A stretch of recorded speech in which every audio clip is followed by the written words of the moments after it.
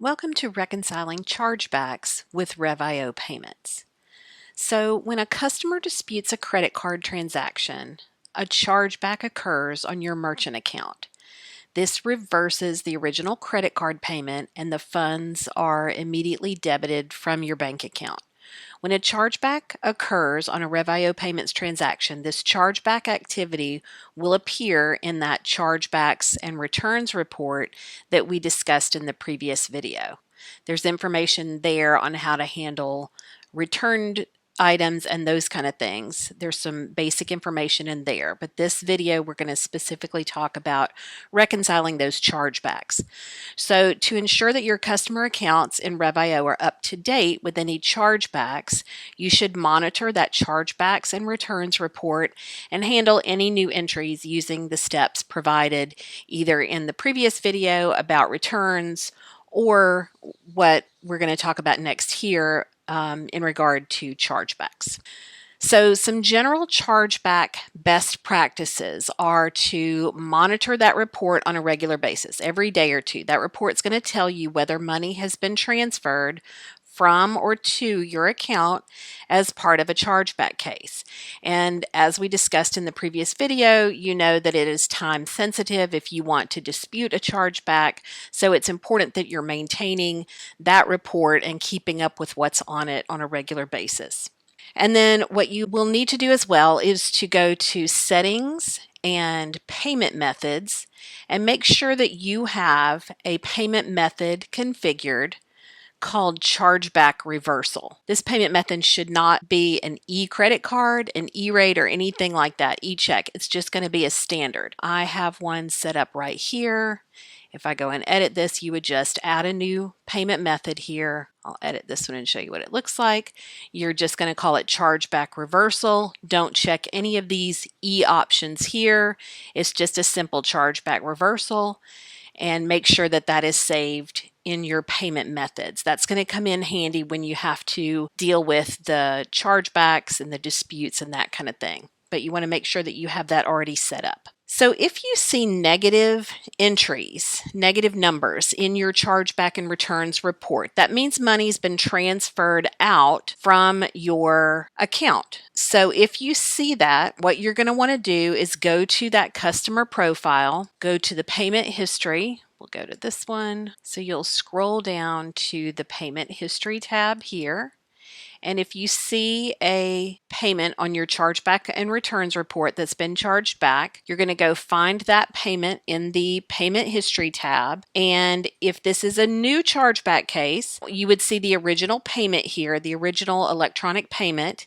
It'll have the same reference number on it that you get on that chargebacks and returns report. And then what you're going to do is go over here to options. And the same as for a return item, you're just going to do bounce chargeback. You'll choose to mark it as bounced. In this case, we're going to bounce it without a fee because it's a chargeback. I don't want to necessarily charge them that $35 fee. Either way, whatever your policy is, I'm going to bounce this without the fee. You'll get the success box, and then that item will show as bounced. I don't have electronic credit card payments set up in my demo site, but yours would show that this was a credit card payment that you would then charge back, but it will show as bounced here. Now, if you want to make sure that this customer does not go into the collections process while this chargeback is in progress, then you would want to navigate back to the customer profile account, edit that customer profile, and then change the collections template and just remove that. Just make sure that there's not a collections template specified. It'll just say all as if it hadn't been selected, and then you would save that. That would take them out of the collections process. And then you may want to go up here and add a tag that says temporarily removed from collections so that you can then remember to go back and put this collection template back on the customer once this has been resolved. Now, if you see a positive entry on that report, that means that money has been transferred into your account. So that would mean the chargeback had been denied and maybe they're returning the money back to your bank account. So if that's the case, you're going to want to go to the associated customer profile and you'll click on the payment button to make a payment.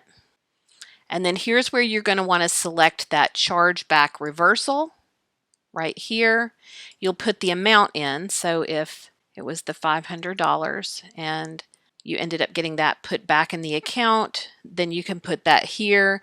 You can add the reference number from the original chargebacks report if you want. It's not necessary, but it will keep a record of that. And then you'll hit submit.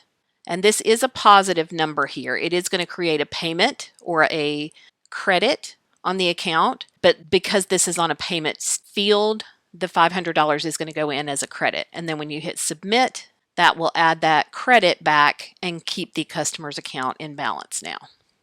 And then when you get to this payment approval screen, you can just hit save or you can hit back to customer. Either one will put the account back in balance by adding that credit back in. Now, if you previously, we can go back down here to the payment history, and now you can see the chargeback reversal was here. So this one got bounced. This would put a debit back on the account, and then if the chargeback is not successful and you get the money put back in your account, you would use the chargeback reversal as a payment to get that back in balance. Now, if you previously removed your customer's collection template to ensure that they stayed out of collections while you were dealing with this chargeback case, you're going to want to now go back in, edit that customer profile again, and select the correct collection template. And then if you put a tag here that said, customer is temporarily removed from collections or whatever, you'd want to go in and remove that tag just by clicking the box on the tag. So that is reconciling chargebacks in Rev.io payments. Thanks for watching.